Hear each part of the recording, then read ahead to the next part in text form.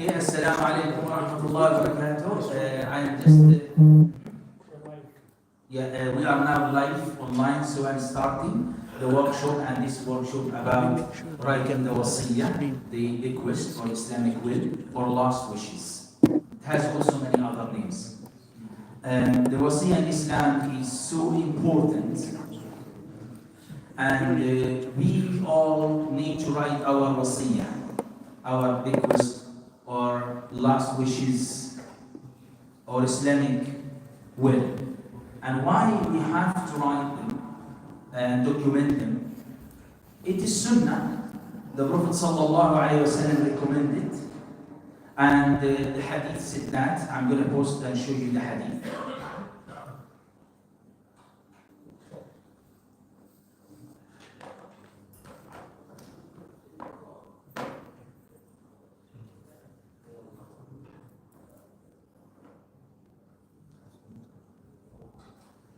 This is the hadith of the Prophet ﷺ, and you can see that the Prophet ﷺ said, do not permit even 2 nights to pass you without having your Islamic will written and ready. Which means that every 2 nights you should update your will if it is there already and revisit it. And if you don't have one, you make sure that you have one. But why we have to have a will and update it all the time? Because our circumstances change. So people get married, people have new children, people also get divorced, some people die. Also, people get a new business, a new ownership, new properties. More income comes to them. They borrow money, they lend money. So there are lots of things happening in our life, in the material side and wealth, and also a non-material side, in our personal and social and family side. So because these changes in circumstances, we need to make sure that we have the will and it's updated. It is sunnah, and it is also recommended, and it is very beneficial and important in some of the examples and cases of our life conditions. But sometimes it is a must, because حقوق العباد, the rights of others and our rights from others. You know, don't underestimate things like, for example, you lend somebody some money. These are the rights of your own children and your own family if you die. Don't think it's okay, he's my friend, he's my cousin, it's okay, she's my auntie. But what about if those ones they forgot? What about if they deny? Then these are the rights of your own family. You could benefit from it better, because this is your own hard work as well. This is one thing. But another thing is, sometimes it's very critical that we need to know, because if you or somebody dies suddenly in a circumstance where there is no Muslim around, so the person needs to declare his faith, identity, his janazah, his children, custody as well. Imagine if a husband and wife died together in an accident and they have children. So where the children will go?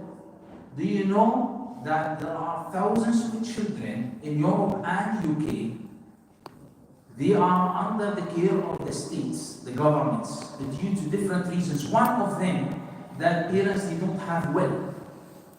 And because they don't have will, then their children become under the care of fostering and adoption department. And then they look for different families to look after those kids. Those families, they have to be approved.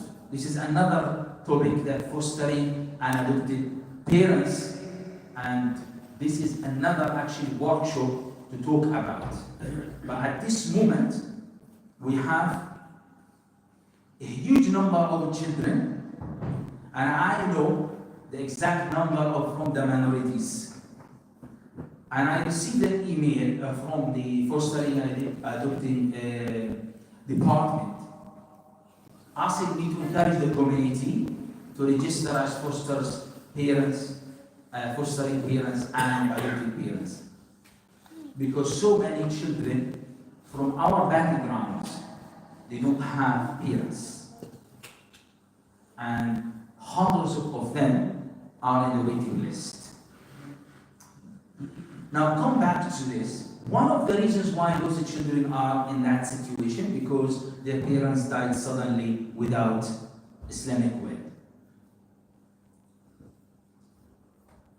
There are other reasons that we need to save also our hard work, because if we do not have will and somebody died now, I'm going to tell you what's going to happen in Scottish law. Because I'm not a lawyer, I'm not going to talk much about legal things, but I am going to just highlight these things for you, and you can read more, and I will provide these links for you. So that will trigger and motivate you and make you really more keen and interested to do your will very, very, very quickly.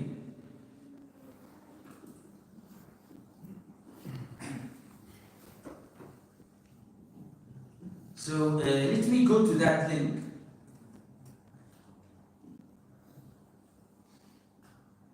So this is one of the links that I want to share with you. I think it is in the WhatsApp group now. Now, if you look here, you see this is what exactly happened if somebody died, and where is the wealth according to Scottish law. I'm not going to actually explain this to you. It's very easy. It is really very easy, and you can actually see it and look at the details. But I'm going to share with you just very significant thing. So this website actually summarized nice figures there. So for example, the wife will get half. The wife will not get the same as the Sharia law. Children will not get the same as Sharia law. The husband will not get the same as Sharia law. So you can see Sharia law is not going to apply. It's going to be a Scottish law.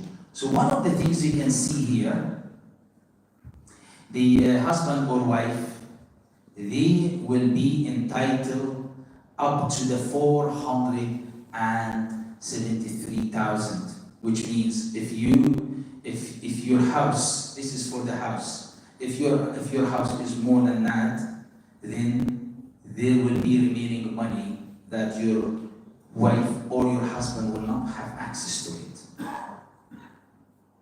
Another thing, furniture. Of course, furniture, this includes all items that in the house. There is a limit, there is cap. In Sharia of Islam, we don't have this cap. And if you can look at this for the cash, your wife or your husband entitled £50,000 cash as maximum if you have children. And if you don't have children, 89,000, okay, maximum. This is the second amount if there's no children. The first amount if there are children involved. So what that mean? That means maybe your wife entitled more, she will not get. Maybe you will be entitled of more if you inherit your wife by Sharia, but there is a cap for it. So Scottish law limit how much you can get from the spouse or the partner. Okay.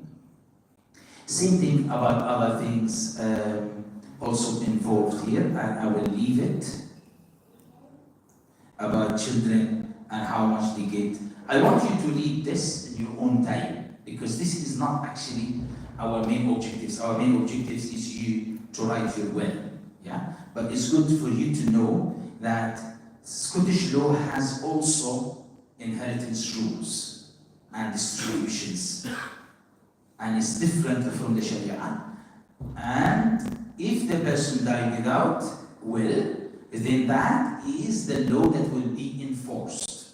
But the good news is, if you have a will, whatever you write, that's the Scottish law. Scottish law respects people's wishes. So if you write whatever your Islamic values and whatever you want to put for your family, and you document it and make it legalized in a good format, then Scottish law recognizes that document as Sharia, as law, and will respect it fully. But it has to be written in a certain way. So what that mean? That mean you can, if somebody not Muslim, he can actually write that all his money will go to an organization or a charity look after cats or dogs, or maybe to his best friend or neighbor or partner, or only one of his children, no one else. So no one else will actually inherit. So the choice of the person, the wish of the person will be fully respected and granted. Okay, if the person Muslim, the good thing is about it that whatever you write according to your Islamic values, all will be implemented. Now, there are lots of laws about family laws. These links I will share with you, these links in the group, yeah? Later on, and you will see them in your own time, you'll see. And one of them you can see, there is actually something to do with the will. Every single details are there. So you can look at it, and I will share this with you, but this is not also our topic today. Our topic today is this. When you write your will, where you should keep your will. These are practical, useful, and handy links for you to do. There are two important registers in UK. There is one called National Register, which I'm going to share with you. As soon as I give you task and you work, then I share the links that I talked about. Yeah? So this is National Will Register. Used to be for England and Wales. Recently, it became Scotland became included. So Scotland included, but also there is another register only for Scotland, and you can see it, registers of Scotland. Now, what is it about? It is to register a confidential, data protected will or bequest document in that register. So you will have an account, password, all this. It's like your email, right? It's your account. It's like bank account. So you put there your wishes and everything. Any solicitor, any family member, an executor, or a trustee, or a person next to kin will have access to this only after the death of the person. So no one is allowed to have access to your will before that. And this is also very good. So when the person dies, then this data become open. And as soon as the person dies, then the register can release the will to those who demand it. Okay, this is one option for you where to copy, where to keep your will and where you save it. There's another option, which is very, very good option, which is your solicitor or family solicitor. And I said, keep it with the solicitor. I didn't say go to the solicitor to write your will, because you are Muslim. If you learn after this workshop and you know how to write it, you can write it, you save £500. Obviously, you can donate for the masjid, yeah? But not 500, you can donate whatever you. But this is a service that the masjid is providing for you, and that's worth of £500 in Aberdeen. In the Aberdeen market, if you do any will with any solicitor, and they will show you just the structure of it. They cannot write the details. Most of the lawyers, they phone me, they say, can you help us? We have a client, and this and that. So they cannot write the details because they don't know the Islamic background, but they can advise in legal procedures, in legal details. Okay? But if you go with all your work ready, then you don't pay the full amount, you just get them to be like a trustee or a keeper for your will. If you want, but that's an option. So the register is first option. The second one is your solicitor. Especially you need your solicitor for some legal advices or some complicated issues. Some people, they have complex scenarios that they need some advice legally. And the third option is your executor. And that's interesting. It doesn't have to be a solicitor. We are lucky in Scotland that you don't have to go to a solicitor to keep your will or to execute your will. The executor is the person that you appoint to be your executor, meaning to be your representative after you die.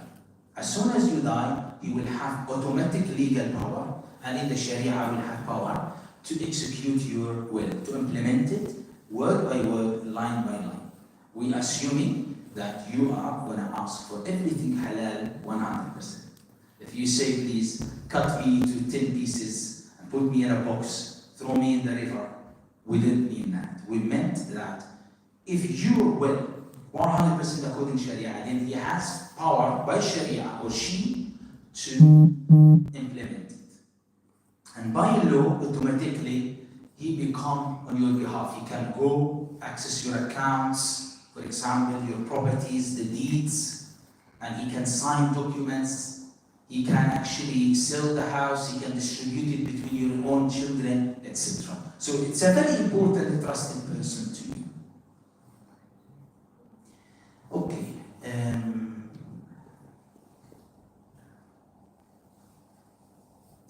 Now, because you see, I want to talk to you about who's going to be in your will and just general structure of it, and then everyone will start writing the will.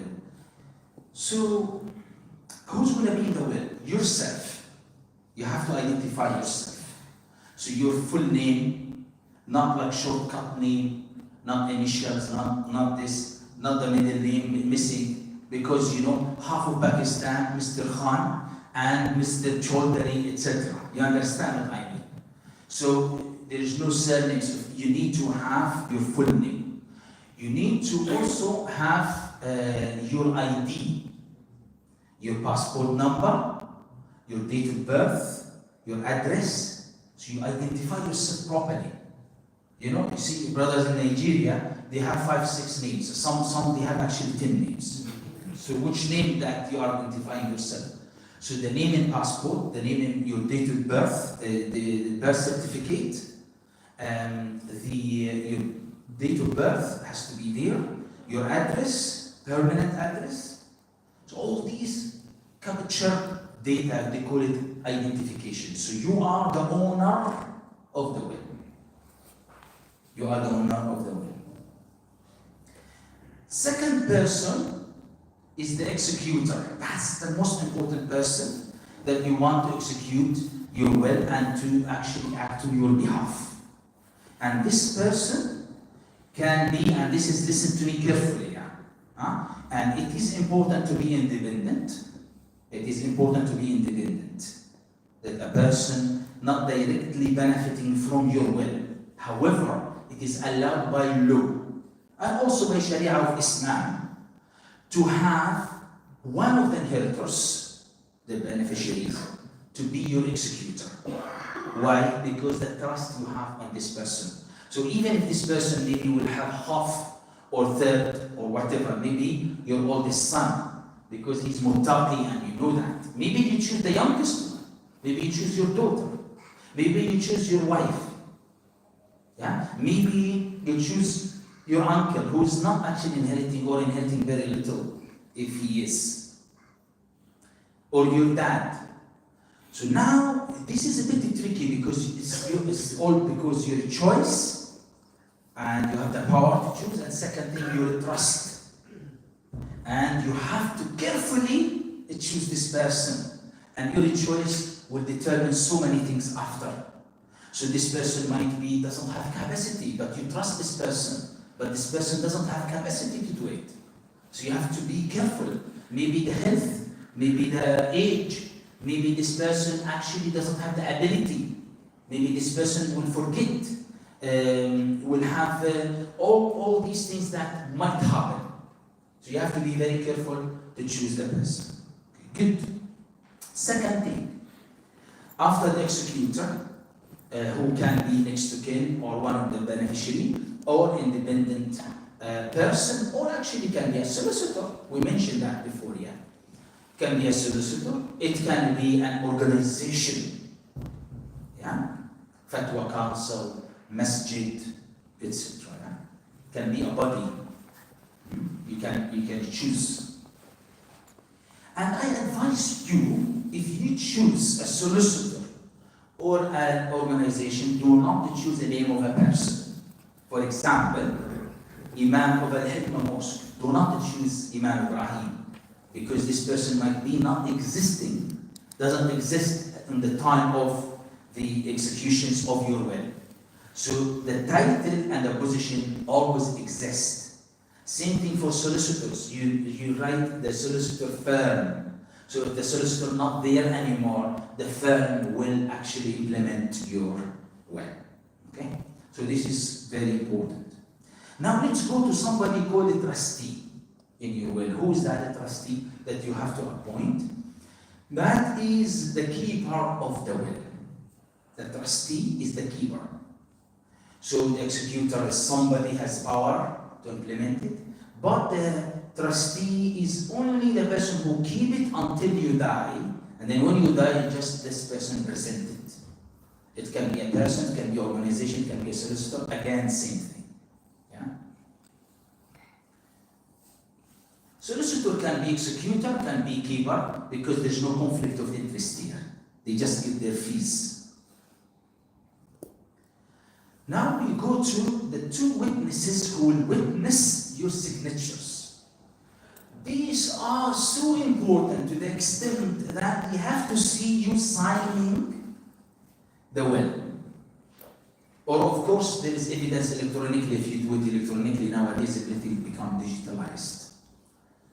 But if you are signing, they said even in the same room and they see you and they all witness and they sign after your signature. So their name's there and they sign that you signed this will and it is yours and you invited them to sign and to witness for your signature. Date and time is very important.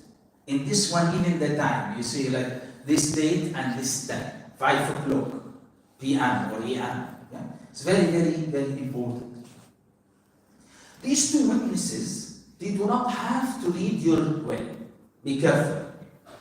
These two witnesses are legal to people, legally are reliable and capable to sign as witnesses. But they do not have these two. They do not have to read or know the details. And when I talk to you about the details, you will be actually amazed to know how people write their wills. So these two witnesses, so how many people in your will? Can you please try to think and answer this question? Yourself, executor, trustee, and the two witnesses. How many? 5? Wrong. 6. Huh? 6. Why? Yourself, executor, huh? The two witnesses, and the trustee. That's 5. Wrong. Because the beneficiaries are very important to be in your will. Who is going to inherit you? So you need to write that list as well. So now the exercise I wanted from you, everyone, to write who is going to actually inherit me. So you write parents, children, and wife or husband. Yeah, these are the main, yeah? Good. If the person doesn't have children, then his brothers and sisters will appear in the game. So if the person has children, even one child, then children, يحجبون, they will actually make your brothers and sisters not beneficiaries because your children are there. Okay? So you put children and parents and the spouse, wife or husband. Okay, now it's very good. Now I don't want you to write this way, I want you to write them by name. Because when we say daughter, maybe somebody has 2 daughters. So daughter doesn't mean actually daughters. Maybe 3 daughters. Sons, maybe 3, maybe 2, maybe 1. Why? Because when we say son, there is actually certain shares they are going to share. If one son will get all, if two will divide, if it's three, everyone will get third of the shares that allocated for son. And same daughters. So when we say daughter, meaning daughter and the group of daughters, they are going to share certain shares of your earnings. Good. Now let's come back to the structure of the will. But please take your time, 2-3 minutes, and write the list of the beneficiaries. Yeah, this is very good, like unborn child. There's no guarantee to be born or not, but you actually mention this. Because as soon as the child born, even 1 hour old, then this child become beneficiary straight away. So that's important to be mentioned, that there's expected child. Yeah? Because by the time that the will implemented, this child become a human being, has name and running everywhere. So what I'm going to do, I'm going to send these a few links, but what I'm going to do next, after you are ready, I'll tell you the structure of the will. Then we will go deeply, but before you lose the focus, we are going to do calculations. Everyone will do some calculations according to the Sharia, and I'll explain a few tips about it. Okay?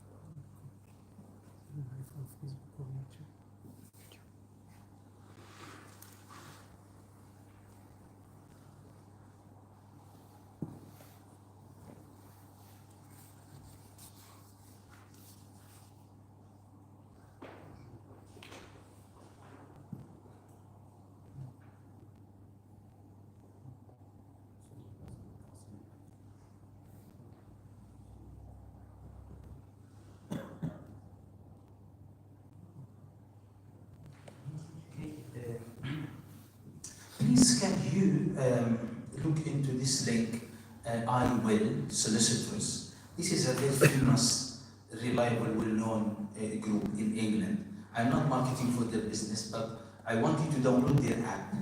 If you go to your mobile phone, go to the store, and then just write I Will Solicitors, you will get a very nice application that will calculate. I could calculate for everyone, but it's going to take a long time, a few hours to do that. So we can do this very digitally and very quickly.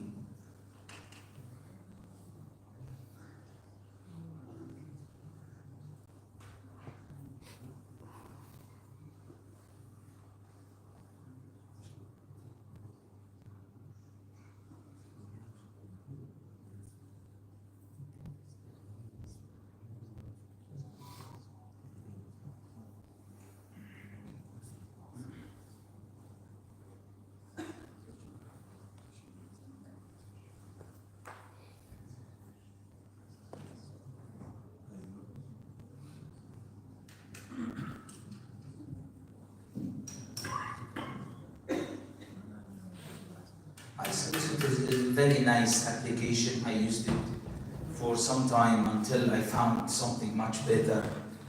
which I'm going to show you later on. But I want you to go through this nice experience. When you finish, we will go to the calculate, and we put your beneficiaries there, and then we click and we get some idea about what's actually the inheritance for your own.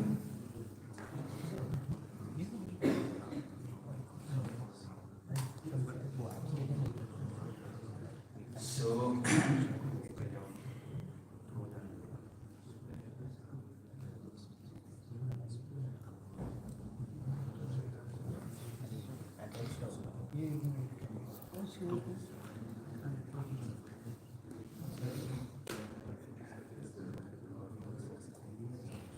maybe for iPhone, I don't know. It's the same thing. It's not available. Yeah. So it is iPhone only. No, Android only. Android only. So it doesn't work. I have it in iPhone, and it's really good. Yeah, so that's fine. Now I'm going to give you the other link.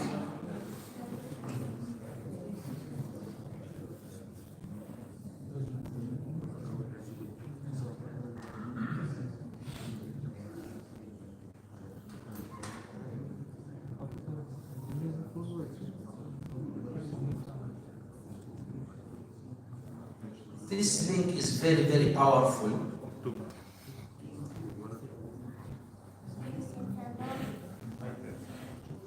This link very, very powerful. However, you need to open it in the Chrome. Use Chrome. You need to open it. You need to copy the link and open it in the Chrome. So I think if I go back, so I put it for you in the. Thank you.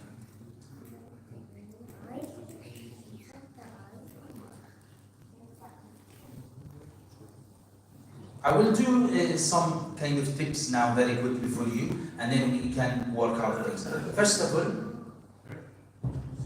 did you get the second link? Not press send. It's in the group. It hasn't come. You have to press send. Oh, I need to send it. Let's see.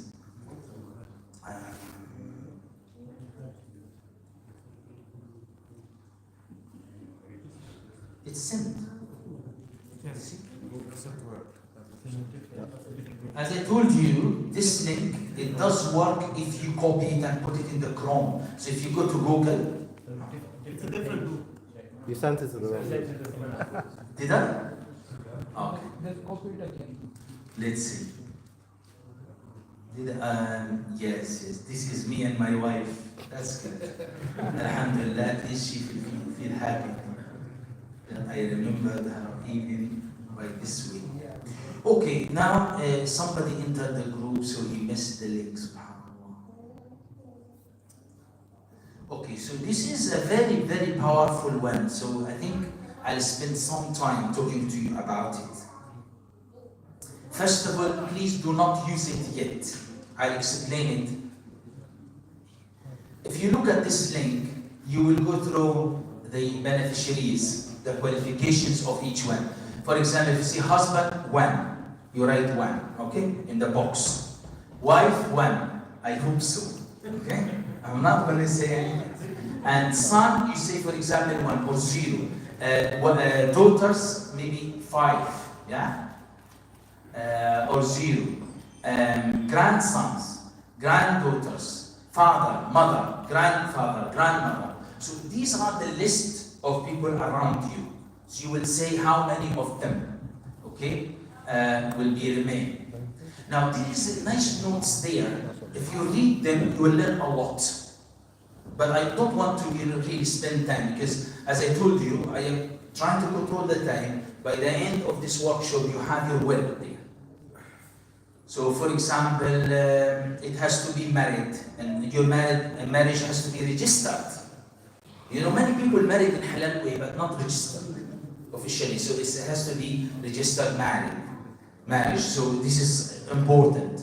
because the will has to have a legal weight when it is executed. Son, if it is adopted son, if it's fostered son, okay, all these kind of things are there. Stepmother, stepfather, so they are all there. You see, they have to be eligible and legitimate and legal.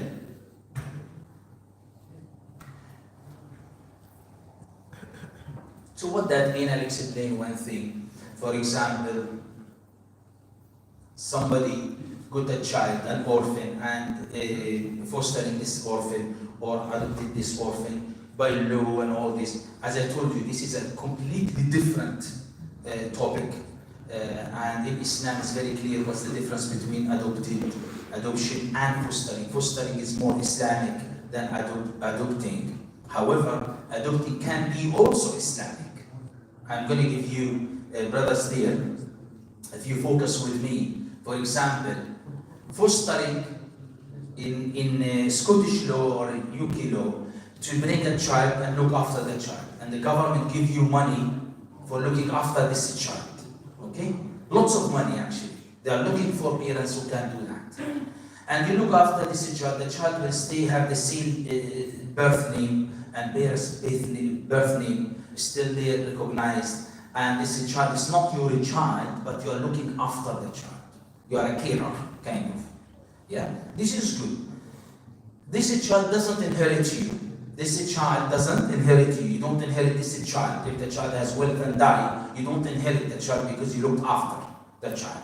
And also the child doesn't inherit you and take shares with your children, right? Because this is not your child. You understand? Okay, good.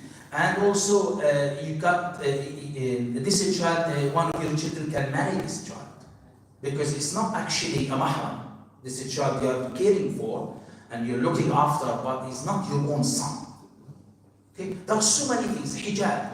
Your wife has to put the hijab if the child become baligh in your house. Child, and then they grow. After a few years, they become baligh.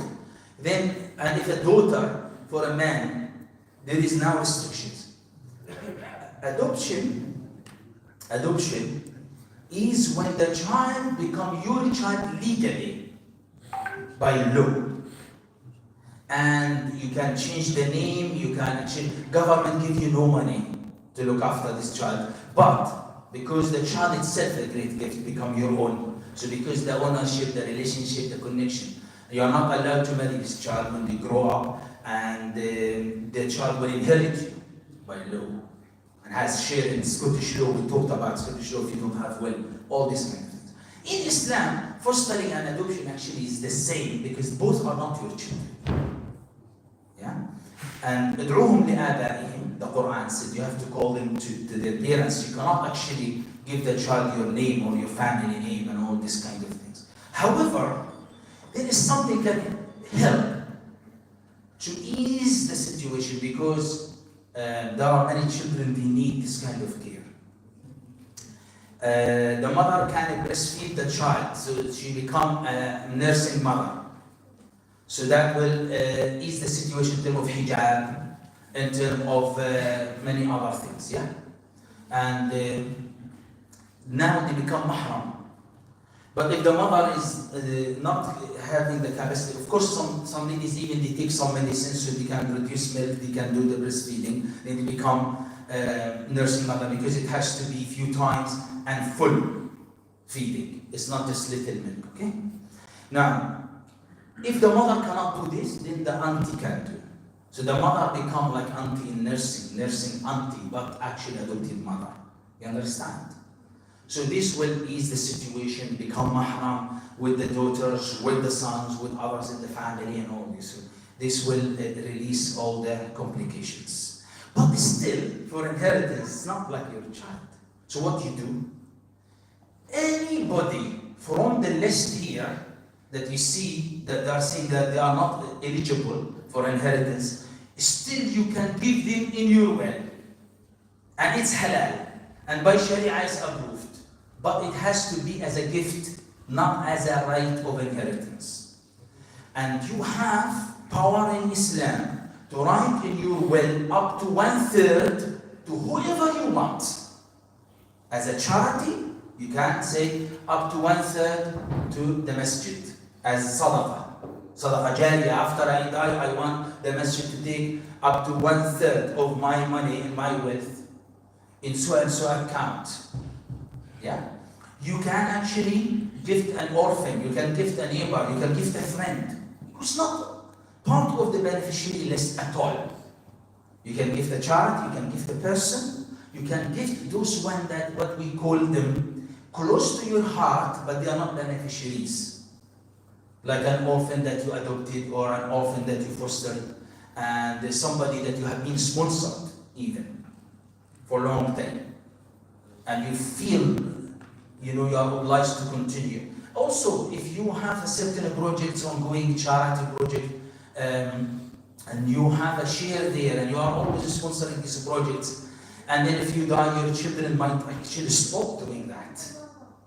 Maybe this orphan who's halfway in his or her education will cut off after you. So what do? You write it in your will, and then they have up to 1/3, so they can continue until they grow, and then they become productive in the society.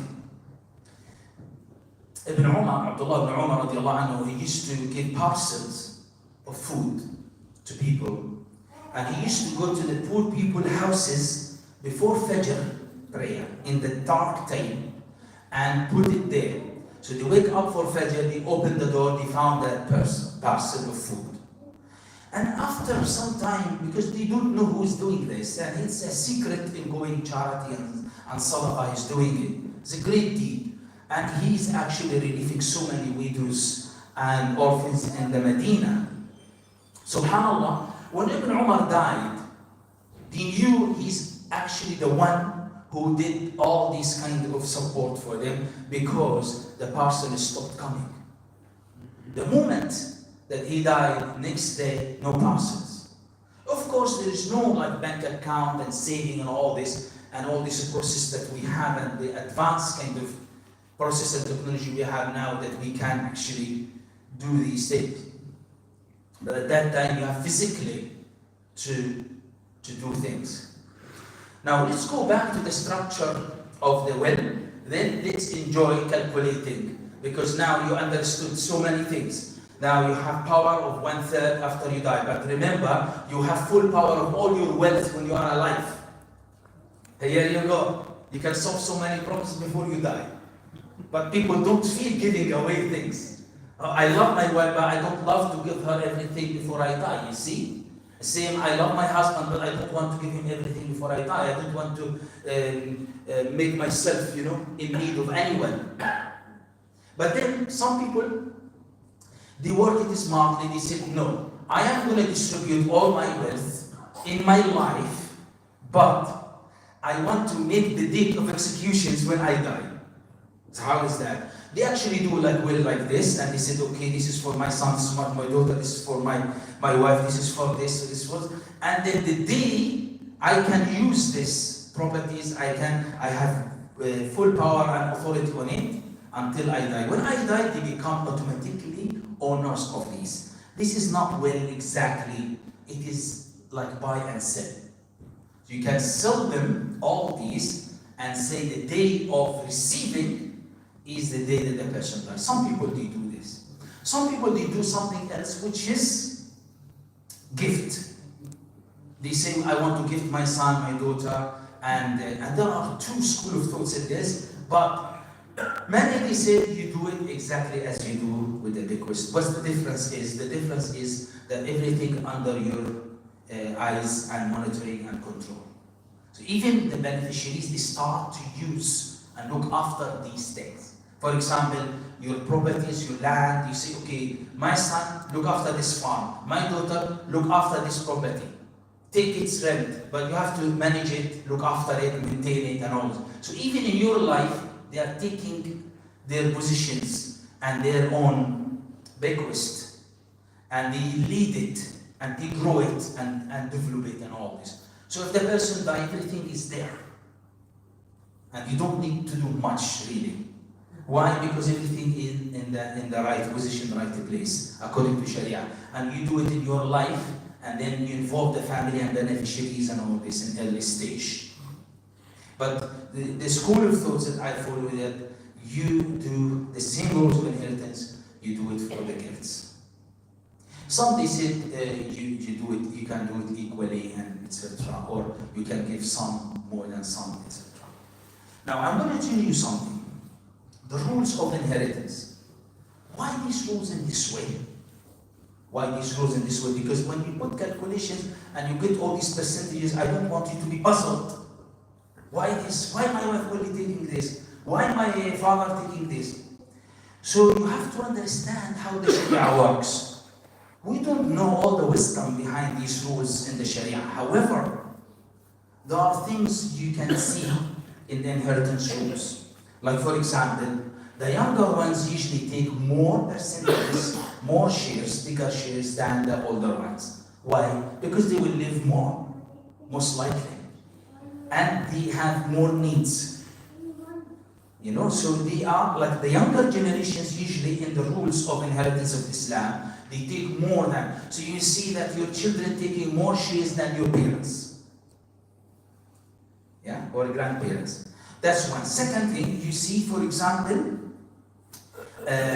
your children taking more than your wife or husband. But why? It's very simple. Why? Because you lived enough and you already inherited maybe from your parents, and the most likely they have more responsibilities and more duties to go in their life toward themselves and their families, their children and generation to come. So the younger get more than the older, this is clear. The second thing is the closer getting more than those one who are further. Like for example, your children, they will get more than your parents, we mentioned that, but your parents will get more than your aunt or uncles. So maybe most likely your uncles and aunties, they will not get anything. Your brothers and sisters, so your children, they will get more than them, and your parents will get more than them because they are closer to you. So the closer, you get more. Also, those one who have more responsibilities, like for example, in some of the cases, and there's something really people misunderstand, that because the Quran mentioned that the boys get double than the girls. There are many, many cases in inheritance. We are not actually teaching inheritance rules today. I'll give you a booklet that has all these and all the cases, and you just look at which user highlighted, and then you put it in your web. But if you look at these cases, you will be laughing, because in many cases, or many actually cases, you will find ladies are taking more than female taking more than male, and maybe 4 or a few cases that the other way around. And what is it about? Is it about responsibility?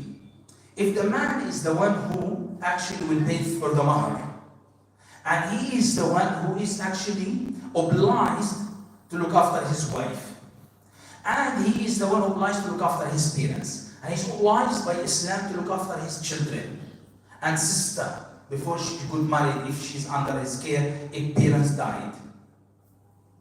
And the wife, or the female, she's sponsored fully if she's a daughter, and if she's a sister, and if she's a wife, and if she's a mother, and if she is a grandmother. So always somebody is sponsoring her and looking after her by the rules of Islam.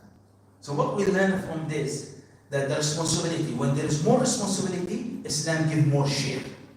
And that's very logical as well and practical. Okay, so that's good. Now this will help us. So can you please now apply your case by writing in these boxes your beneficiaries, and then you submit it, and you will be amazed to see what is there.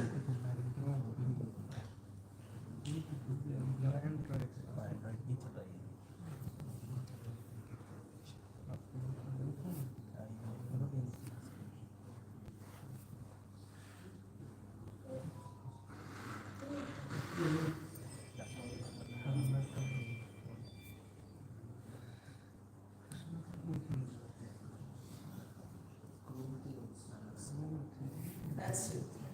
You can see that I put everything ready here in the screen for my case. Okay? So I got one wife. Okay, alhamdulillah. That's good. If you got two wives, what will happen is the same share of one wife will be divided to two. 3, same. 4, same. Okay? And then you got son. So I got two sons. So son 1, son 2. So both of them, they got 7th out of 12. And that's 58% of the total. But this divided to 2, you can see everyone will get 29. For the daughters, same thing. I have got 2 daughters, and then what the daughter group got divided to 2. So you can see what you got here. Usually the wife got 1/8. Obviously, the wife will get 1/8. She will enjoy it and very happy. Maybe gifts, maybe go for Hajj, maybe Umrah, maybe do some charity, business, something like that. She doesn't have that much responsibility or duties or thing like that. This is more luxury, yeah? And that's why it is not a large amount. But look at the son who needs to get married and get education and pay for the education, establish himself, get his house, get his children, pay for the wife mahar and weddings and marriage and all this. So you can see the share is higher. And the daughter who is going to get her own mahar and her own sponsorship and everything from husband, but she got this actually for 14%, and almost 14.5% of the bequest, and that will be for her to develop her wealth more, to do investment, to do charity, to do this. There's nothing. There is no, but you look at the boys, they will get 29. 29 is, let's say 30% each. This 30% will fly very quickly. As soon as they get married, get their children and their education, that's done. Then they will start to itch their head at the end of each month and to check if the bill's paid or not. So this is a very clear example. I did my own. This is my own case. 2 sons, 2 daughters, and 1 wife, and you can see how it is distributed very fairly. So how this 8 and 12 came? Can you please? Yeah, I will explain everything slowly to you. Now, when you put the list, and this is very important when you put the list of the beneficiaries, in my case, wife, son, daughter. 2 sons, I put number 2, and then also I put 2 daughters. Now, how it does work, just to look into this. Wife by Quran, take the thumb, 8.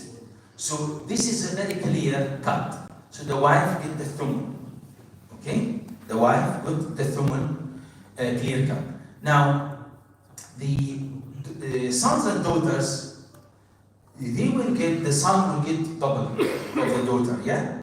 So now, both sons will get 7 out of 12. How it does work? So I'll tell you. When you take the 8 out, how many 8s will remain? 7. So 7 out of 8. 7 out of 8. So that is the 7 out of 8 is the shares. But if you look at the daughters, you will see 7 divided by 24. Why? Because it is half. So the shares is half. Yeah. So how do you do it? I can do very quick calculation here to help you. You can make all of them down from 24. So you can make 24 as shares. So 7 out of 24, 7 out of 12, and then the 1/8 you can make it as actually from 24. So how many? 3 plus 2. Uh-huh. 3. 3. So the wife will get 3 out of 24, and the son will get 7 out of 24, and the daughter, how much will get one daughter from 24? 3.5. Huh? 3.5. 3.5. And then all together will be the 24. Excellent. So this is how it does work. This software just helps you automatically. Can everyone please now put your beneficiaries, get the calculation and note it. And note it, please. Note it that this is actually my distribution for what? For either all your bequest or for 2/3 of your bequest. If you want to donate 1/3, if you want to say, I want to donate 1/3 from my bequest, you put it in the well, it goes to the masjid, then the rest will be distributed according to these calculations. If you want the whole, then the whole. You can do it actually 90% and donate 10%, not necessarily to donate 1/3. You can donate up to 1/3 as maximum. And the hadith was very clear. One of the Sahaba radiallahu anhum, he wanted to write for his daughter, and he wanted to write the will, and he was very ill. And subhanallah, the Prophet sallallahu alaihi wasallam said, what you are writing, what you are doing, and he said, I wish to put all my wealth as sadaqah. The Prophet said, this is a lot. You have a daughter. And then he said, okay, what to do? Maybe I give half sadaqah, half for my daughter. And then the Prophet said, no, this is even a lot. Then he said, 1/3. Then he said, okay, the third is fine, even the third is a lot. Meaning that you have to consider your inheritors as first priority. And you can donate up to 1/3 as maximum. But you can donate 20% or 10% or 5%, whatever you feel. Okay, that's one important. The good thing about that narration, that this Sahabi actually lived another 40 years after that illness. And he got so many sons and so many daughters. Some narrations talk about he got 14 daughters, 14 sons and many daughters. So it's very interesting to know if you want to go back to the narrations. Now,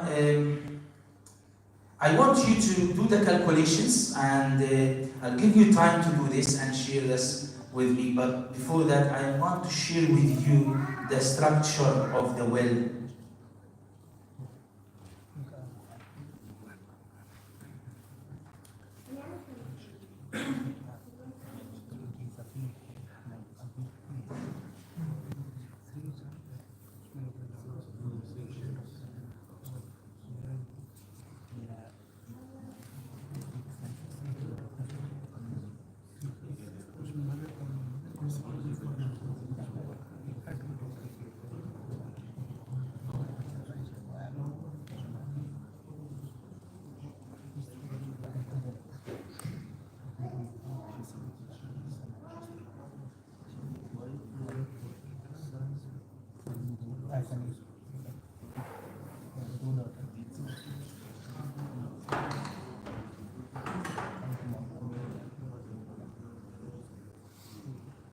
So this document will be with you. I know some people cannot see if they are on the side, but this is the document.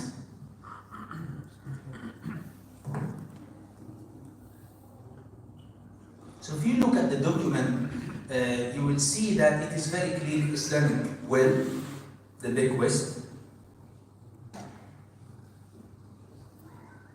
This is just introduction. This is something done for Scotland and in Scotland. So I'll give you the whole thing and you read it. Anything that you can read by yourself, I try to reduce the time that we're sitting here. So this talking about the Sharia and about DIY. Do you know what's DIY? Do it yourself. Do Do it yourself. it yourself. So this is what we are doing now. You are doing your own will, yeah? So that's good. So you drafted your own will. And they are saying that you can do it and you have to look into things. As I told you, I am not a lawyer, so I will not talk about legal things. Also, I'm not a tax man, so I'm not going to talk about tax. But there are lots of calculations there. Actually, some people, they tell you write your will also to save lots of tax. You know, if you don't write your will, there are lots of tax into inheritance as well. There's inheritance tax, and they give you up to a certain amount. Then lots of money will go to the state if you are not writing them in your will. So this is also an interesting thing. I'm not going to go into this because it become like more into tax calculations, and everyone has his own case. But it's good to know that you look into your circumstance and see how much tax will be if I don't have will, how much tax I can save if I have will, things like that. And there are lots of figures there and calculations you can see here. And the allowance that they allow the state, like for example, your first house, not taxable. For example, if somebody has 2 houses, if it's in your name, the second house definitely taxed. But if it's in your wife's name or in your son's name or daughter's name, then it is not. So if you have 5 houses or 5 members of the family, so each member of the family gets 1 house. Yeah? So that's a simple calculation. But then you need to look into the Sharia things as well, which one take what. Ma'am, can you share this PDF? Of course. All the material will go to the WhatsApp. And there are lots of details that not necessarily I mentioned just now. But let's say that one of the important things for the Islamic will is to declare your faith. So you say, I am Muslim. Yeah? And I am requesting 2 things you request. You request people behind you to follow Islam, to follow taqwa, because this is something very important to you. What is the most important thing? You know, إذ حضر يعقوب الموت إذ قال لبنيه يا بني يا بني what he said? إن الله اصطفى لكم الدين فلا تموتن إلا وأنتم مسلمون. So deen is very important, and that's why we should just put it at the top. Declaration of faith, you write about it, and then you talk about the taqwa, and you talk about, you ask people to look after each other, to be united, to look after their mother, to look after, visit each other, contact each other, check on each other. It's very important. Yeah, that's your inheritance. This is actually inheritance. This is your heritage. This is your input. And the other thing, you talk about your janazah. You want janazah, for example, you may specify where the janazah will be, where the burial will be, and the masjid, the imam. You might say the team. Some people they specify who they will wish to wash their body and all this. This is janazah service. It has like a part of the will, with all the details that you can imagine. After that, you talk about what we mentioned earlier about your children, who is the guardians of your children, the custody of your children, who will hold the custody, who will look after your children if they are under the legal age of 16 or 18. Then after that, you talk about the trustee, executors, yeah? And you talk about your own bequest, properties, cash, your accounts and all this. I'll talk a little bit about this as well.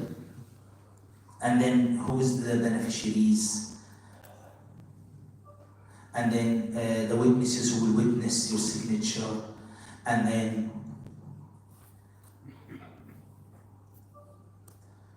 that's it. So I want to mention that you do not need to mention how much money you have, the value of your properties and all this. This is not actually the exact thing.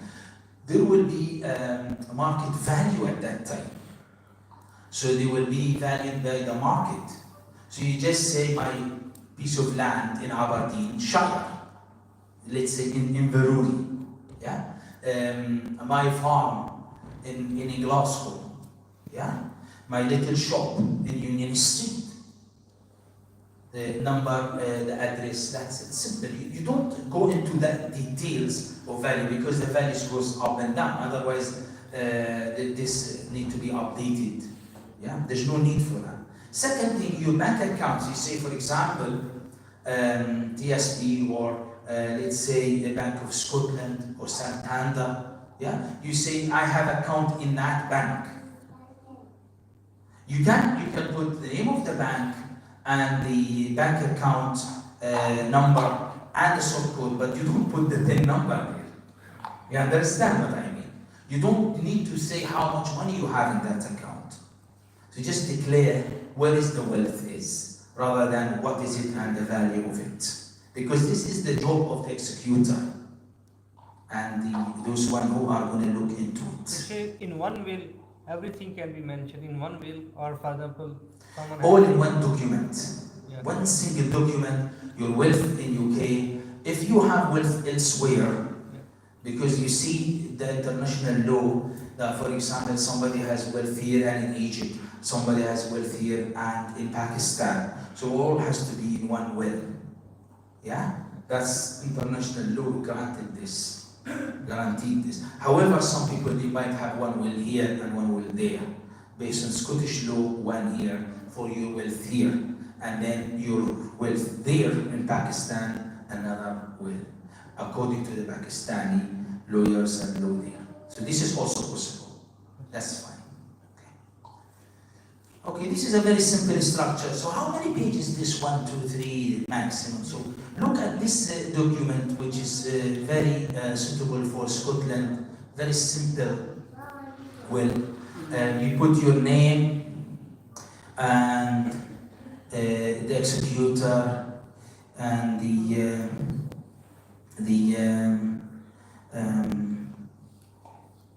next to kin or executor, and then you talk about who is actually the distribution here of the Sharia, and you declare that. Very simple. And your witnesses, then you get basically the calculation finished. So these are simple things, but I'm going to show you this document, and I want you to say Subhanallah when you see it. And this is, you see how many pages is this. This is, I'm going to share with you, by the way, this document. This is the document. This is the document that I'm going to share with you. And this document has so many pages and detailed. And I worked with one of the brothers here actually for a long time to do this. We got all the wills from so many legal firms, and from America, from Canada, from UK, from Europe, and this. And then we looked at all the Sharia appendixes, and we put them all in one document, basically. So this one, you just need to put your name, look at where is this executor, you just put the name there and the details, the trustee there, their names, and then you put about your beneficiaries and their names, and you just say everything to be according to the Sharia. And you put in appendix all the cases in the Sharia, all the rules of the Sharia. And then you highlight the most likely case that is yours, and that's it. It's very simple and very straightforward. There are lots of details you don't need, because I don't prefer long documents and complicated documents. If you do it as simple as possible, it's better. But I can say that sometimes the details are good because it does avoid lots of hassle and disputes and problems between inheritors and the parties. So you make things very, very clear. You can see the document is there, and just make it bigger so you can see. So I'll go through the document very quickly. So you put your name details here. You can see your name and date of birth and the address. Declarations of faith, we mentioned that's huge details about your kafan, your ghusl, your janaza, and we wrote here Even he wrote Al-Hikmah Masjid and all this, yeah. And funeral and burial. Now look at this, is interesting that when you write about the executor, executor number 1, executor number 2. Because you see, for example, my wife is my executor. Okay, you can say my husband for the sisters. But then in the case of the death of my executor, within the 30 days after my death, or incapacity, or inability, or. So sometimes the executor number 1 is unable to do the will. So what will happen? The will freeze. So you put executor number 2, and that is a replacement of executor number 1. As soon as the 30 days after your death pass, and executor number 1 cannot, or unable, or for some reasons cannot do the will, then what you do, executor number 2 become the automatic one to implement the will. This is very good. And then you make after that an organization. And as I said, you don't mention name. Like here is Imam of Masjid Alhikmah Community Center. Or actually, Masjid Alhikmah Community Center is better as organization. Because they can appoint Imam, they can appoint actually Fatwa Council, they have references. And they can refer you to there, and they have the power in the will, and they will help you to do that. Okay. MashaAllah, this is good. You know, when you do executor 1, executor 2, and the organization, look how powerful is your will. Very protected to be implemented according to your wish. Okay, talking about even his head cemetery, you can see the details. The burial, maybe at that time, the head cemetery is full. So now you can look at this debts and expenses. When the person died, you have to write about the janazah expenses. Janazah cost has to be taken. If the inheritors will take your money, and then what will happen? People will ask for donation or what? Do fundraising for your janazah. Janazah costs around £4,000 or a little bit less, between 3,000 and 4,000. So this has to be there and say this money is for my janazah funeral. So the executor will take it for your funeral. And if the executor paid for your funeral, for example, it will be taken. So that is a very guaranteed money. Also the bills. You know, every month there are bills, and that's in your neck. Council tax is in your neck. So who's going to pay? They will fight. You will make people after you in trouble, in dispute. Oh, you pay. No, I'm not paying, I'm not. No, all the bills in your name, mention them that to be paid at that month. Because at the end of the month, by law, everything will be clear. Your name will be out of it. That's what they call it, state and insurance rules. So everything insured until the end of the month. After that, that's it. No one can claim and ask you to pay after your death of anything. It's very interesting. So you need to put also anything that going out of your account every month and to be mentioned. Sometimes we have things we forget. You sponsor a little orphan, and then the money will be going, and then the inheritors will be fighting whether it will continue or not. No, just write it there. This to continue. This is from the third. Then I want to guarantee it. This is a project I want to see this project. Even after the death, I want this village to benefit from the water station or the sponsorship that I did for the masjid or the hospital or whatever. You know, this is important, yeah. Tax, pension, they're all there. Pension, because if the person intended to go for Hajj and the money for Hajj is there, and the person couldn't go and then become ill and then die. So in the will you write, my father wrote this, and alhamdulillah, this year somebody made Hajj for him. And my brother as well, rahmatullah alayhim, يعني نسأل الله يتقبلهم شهداء. And somebody made Hajj for them, from our friends. We sponsor them. We give them from their own actual bequest because they did this in their wishes, in their will. So they wanted, they were hoping to go for Hajj, but then this war happened and they couldn't go and all this. So this money was saved and given, and people went for Hajj this year, alhamdulillah, for them. So Hajj can be written there. Okay.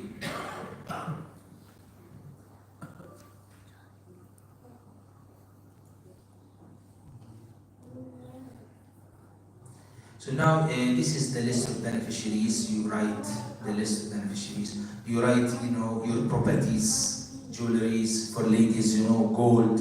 Also you write cars, expensive things to be noted, In Islam, everything to be noted. Even your clothes. Say, I want my clothes to go to so and so. Because when you die, even forks and spoons, they cannot use anymore. Inheritance, they have to divide them. Everything has to be clear in your bequest.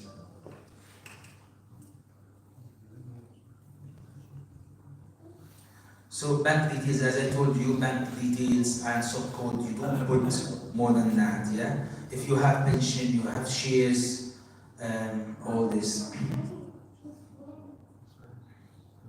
And you say that you want it to be distributed according to the Sharia. Executor, this is like article number 5. You can see there are lots of details about executor, we talked about it. And then the beneficiaries, they are all there.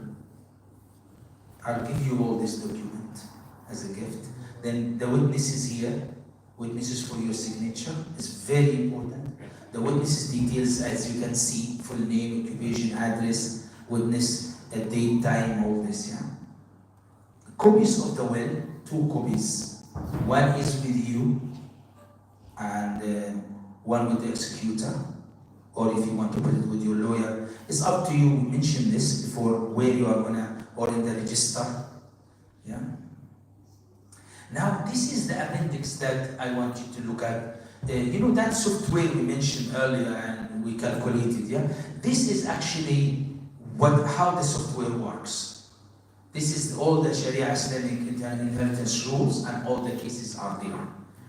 Somebody with wife, without wife, somebody with parents, without parents, somebody with kids, without kids, somebody with 1 son, 2 sons, 3 sons, daughter, without daughter, only sons, only daughters, daughters and sons, has grandparents, not grandparents. All this is there. So all the cases are there. So the executor will not find himself panicking or confused or doesn't know what to do. So everything is there. And this is like appendix for the Islamic one. And that's it, the document finished. So you can see, even though it looks like big, but it has the main elements of the will. Okay, I'm going to stop talking now, and I want you to just cool down a little bit, have kind of a reflection, see what you learned today, try to look at your notes and what you think is missing now. Do you need a document? Do you need really to write your will? Do you write to know where to save it? Do you want to confirm the calculation or what? Just try to get where you are. And then we can have now a question-answer discussion, and then we end the session, inshallah.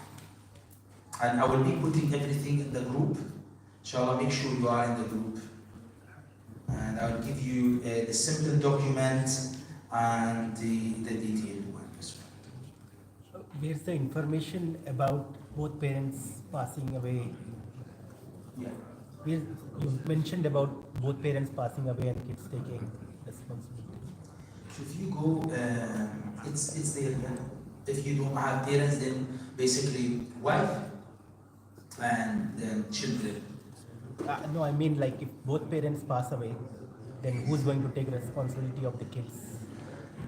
Both parents, yeah, it's there. So there is something about it. Okay. Children, it is somewhere in the document.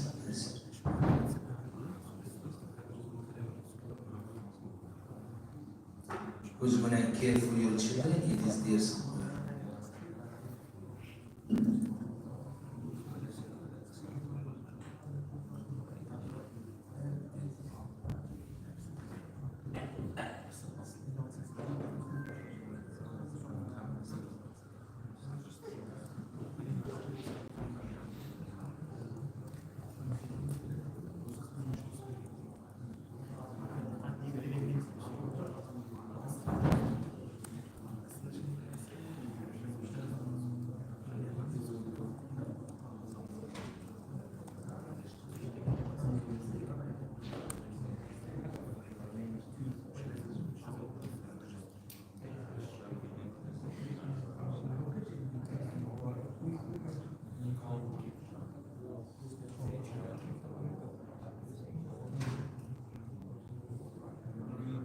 Did you see in the document there said in the both of husband and wife passed away, then what will happen? The kids, then you write actually those one who are guardians in their names. Yeah? And also there's something interesting here. There is a temporary guardians.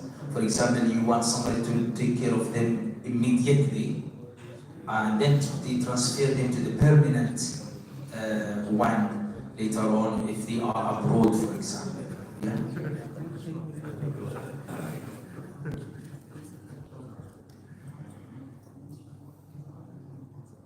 Okay, let's have some fun here. If you want to do the calculations and show me your screen, if that's clear to you, and you have done it for your own family. So you need to have a screen like this.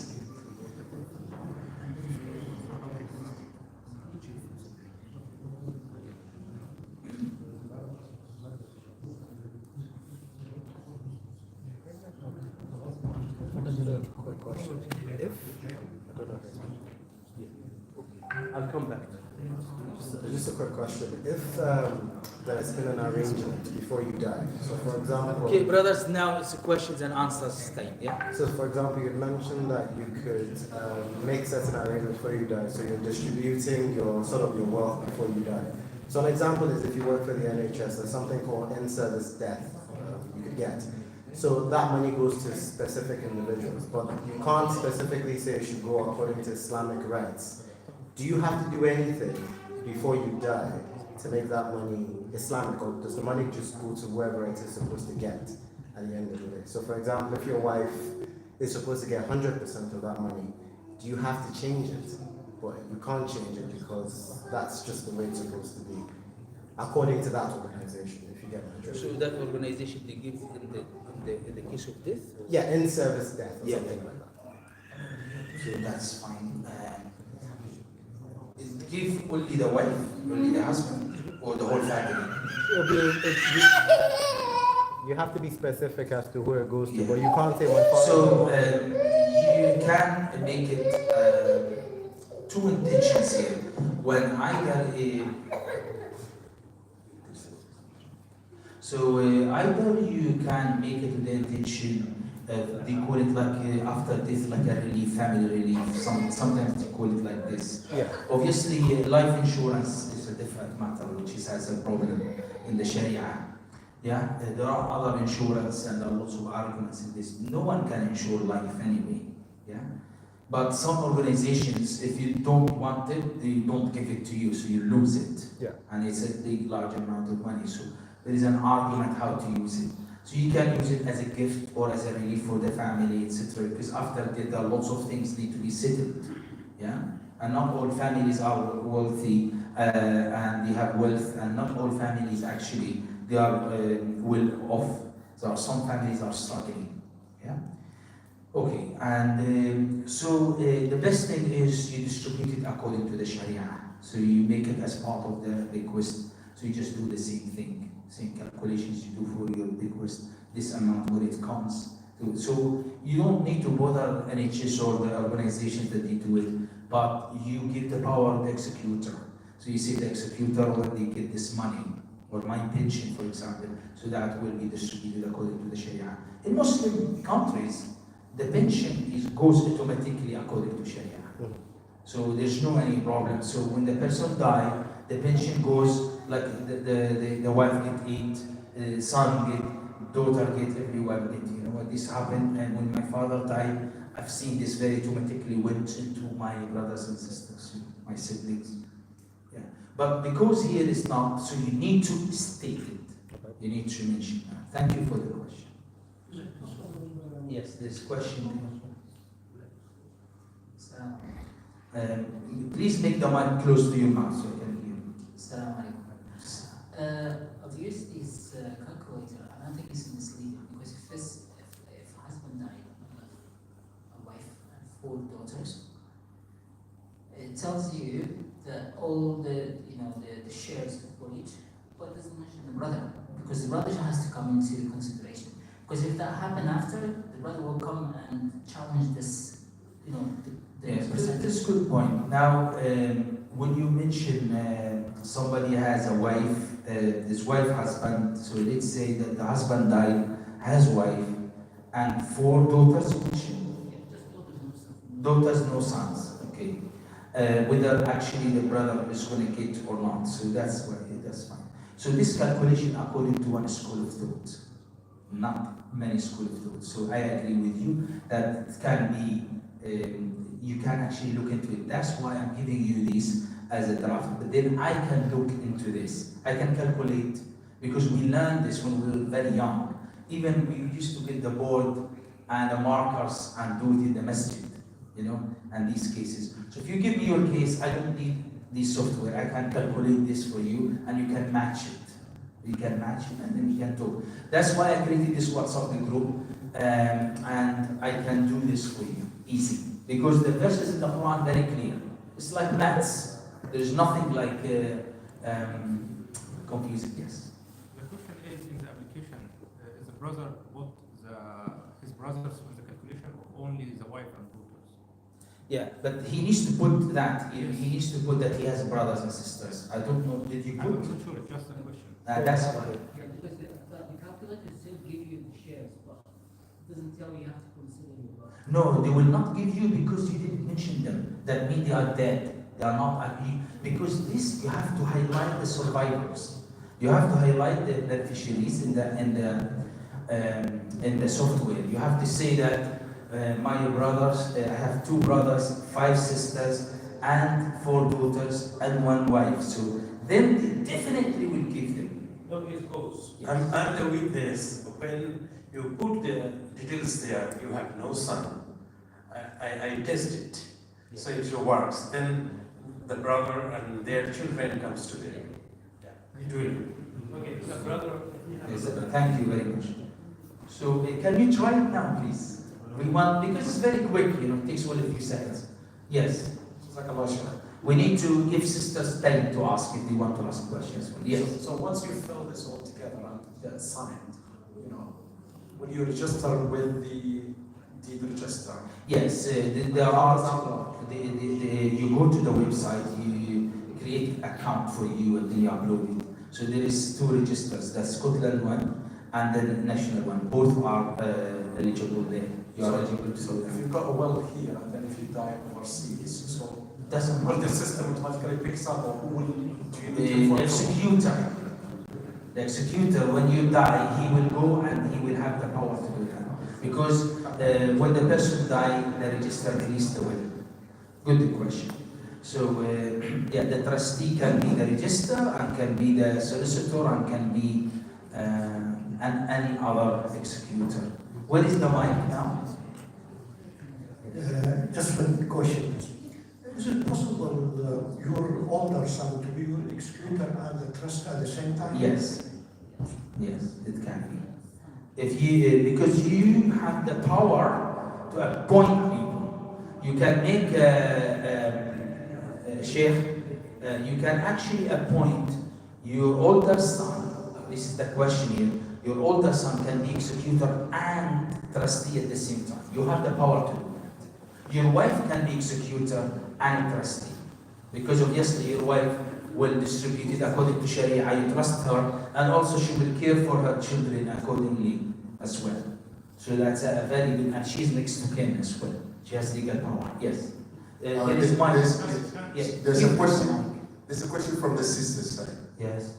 So the question from the sister side is that if someone, for someone wants to know if they have assets outside of Scotland, can they mention it in their will in Scotland? If you want to bring trouble to yourself. No, I'm just joking. So yes, you have to include everything in the will because it's yourself, one soul, one body, and it is all belong to you. So you need to do that unless if you want to do another will for the other countries separately. Because sometimes the laws are different from place to place. Like for example, the law in England different from Scotland, you see. I showed you the map, how the distributions will be if you don't have will in Scotland. Definitely in England, there's slight differences. So because of that, let's say in Pakistan, it's different. So what you need to do is you need to either put them in one will, or you make two wills. But I tell you something very interesting. If you apply the Sharia here, then it will match there automatically. If you mention you have property, for example, in Egypt or in Pakistan or in Libya or in Iraq, or, in Morocco, then what will happen is automatically it's going to match because you are mentioning the Sharia there. So the Sharia rules are very clear. Yeah, in 99% of the cases. Yes. Jazakallah khair. I have just only questions. Barakallah. Can be the will joint will for the husband? Never do that. Never do that. This is very, very good question. Never, never, ever do joint will. Because your wife has parents, has sisters, brothers, has children, has husband, has all this. We don't know who's going to die before whom as well. So there are lots of things. If you do joint will, then it's going to be a problem. Because the owners of the will is two people.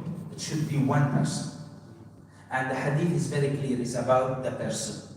It's not about the family. So the best thing is you do your own will and your wife will her own will. Because in the Sharia of Islam, in the fiqh الأحوال المدنية والأحوال المالية فصل الذمة المالية للزوج عن الذمة المالية للزوجة. The finance of the wife is completely separate from the finance of the husband. So that's the Islamic law, They are not sharing everything like British law. Yes. Jazakallah khair. So, thank you very much for all the information you shared. Now, if you were to make a will and register it in Scotland, this site that you provided, and if the executor is, let's say, in India, I was just wondering whether this will be valid there legally. You get my question? Yes. India, Pakistan, Bangladesh, and UK, they have strong connection. You know the history, and you know they call them subcontinent. So there are lots of English and British law there. So there is a connection there. So and the register here recognized there, definitely recognized there. But the best way is to ask the register this question, because the register has its own management committee, trustees. This register is actually protecting these will. Why we put it in the register? To make it secret, protected, and confidential, and all this. But it's better you ask the register. There are lots of frequent questions there, and a space where you can ask them whether it's recognized or not. Because it's a very good question. But I believe in this. Just the mic. Just quick question. If someone has 3 children, one died, like he has 3 children, one died, he has 4 children. So in the will they start mentioning, by Sharia, the grandchildren will get any share? Okay, before you mention this question, the will need to be updated. So you need to update your will every some time. In case of new birth, somebody die, all these kind of things. So, but what you do, there is something very interesting in the will. You say in the will that in the case of somebody die, in the beneficiaries, this is a statement, I already wrote it in the document. In the case of any of the beneficiaries died, their shares will be distributed to everyone else accordingly, according to their own percentage. Okay, that's one thing. You mentioned about somebody died and his own children. Yeah, this is what they call it al-wasiyya al-wajiba in Islam, and there is opinions about it in school. Like for example, the grandfather has wealth. He has let's say 3 children. One of them died, and he has children. Whether those children inherit or not. So some school of thoughts, they said yes, because they get the share of their father. And some they said no, the Maliki. If you go to Libya, they give nothing to them. But if you go to other, like if you go to Egypt, I don't know, Pakistan, Hanafi. So then they give actually the share of their father. So some countries they do, some not. Some school of thought they do, some not. I believe that they should take it. It is not actually mentioned clearly in the Quran, is this true? But in the Sunnah, in the ijtihadat of Sahaba and Ulama, that it does. That's what they call it al-wasiyya al-wajiba. Yeah, so the children of their father died, they take the share of the father from the grandfather wealth. Thank you. Assalamu alaikum. Just 2 quick questions. So the first one, I remember you said if someone has sons, like let's say for example 1 or 2 sons, that makes the brothers and sisters do not benefit from the will. If they have children. If they have children. Is that the same thing for the wife as well? So if the wife is writing her will, if she has sons, like that. Same thing. Okay, second thing is, I know that you don't want to go into details of taxes, but does writing a will make no taxes on that will? Right? Yeah, it will reduce to the minimum or make no tax, because what happens when you are saying that this is how you distribute, that mean it's not going to stay with you. So the bequest when you die, when the person dies, the bequest become between you and the beneficiary according to the state, and the remaining money will go to the state. So, for example, there is maximum that the wife can get, there is maximum that the son can get, there is maximum the daughter can get, maximum relatives can get. Then after that, the remaining is going to go to the state. So, if you have more than one property, the second one taxed and all this. But if you do the will in this way, the Sharia way and all this, it's going to go and to the beneficiaries. There will not be tax. Jazakallah khairan, Sheikh. Just regarding this will, is there any section in this will to say who is going to take the responsibility of my kids? Yeah, custody. It's there. I think maybe you didn't see it. Okay. I'll show you. Because usually the wife will look after will take the custody, but if the father and mother.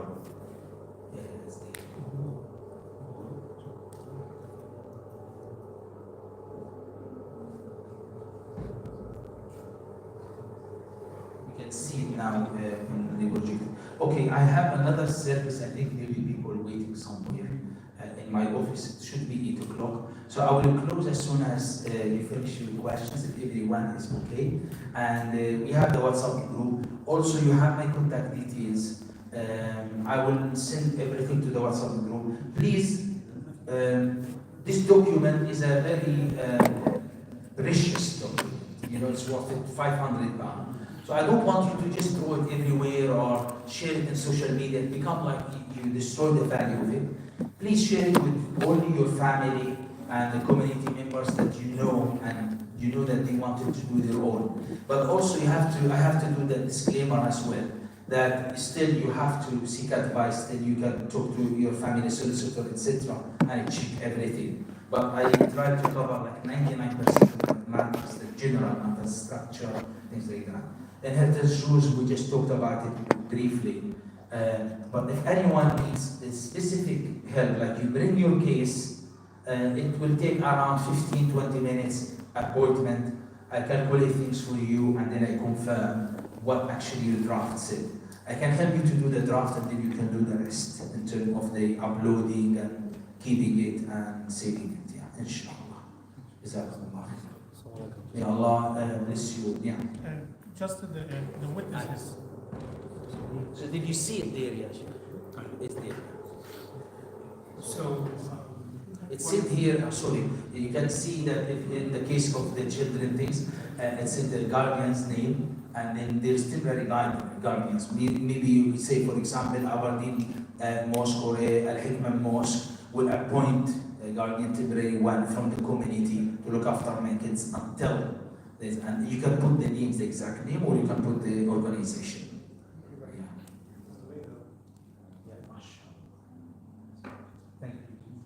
Yes, last question it seems here.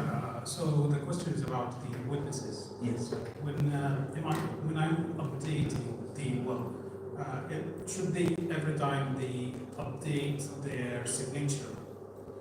So this is interesting question. And so how I update the things? That's why if you type it up, and then there is something called digital signatures and all this you can apply. Or you can add one page. You say we got a new baby. Now this will be another beneficiary. This is I bought a new house. So you can add on, or you can change the calculation. Every time you update, you need two witnesses, and you need to sign it by law and by Sharia. Last question. Yes. In the Scottish law, there is something, not Scottish, the UK law, there's something called the Forfeiture Act. So the Forfeiture Act talks about how somebody can be denied the right to be part of a will, even though they're part of it. For example,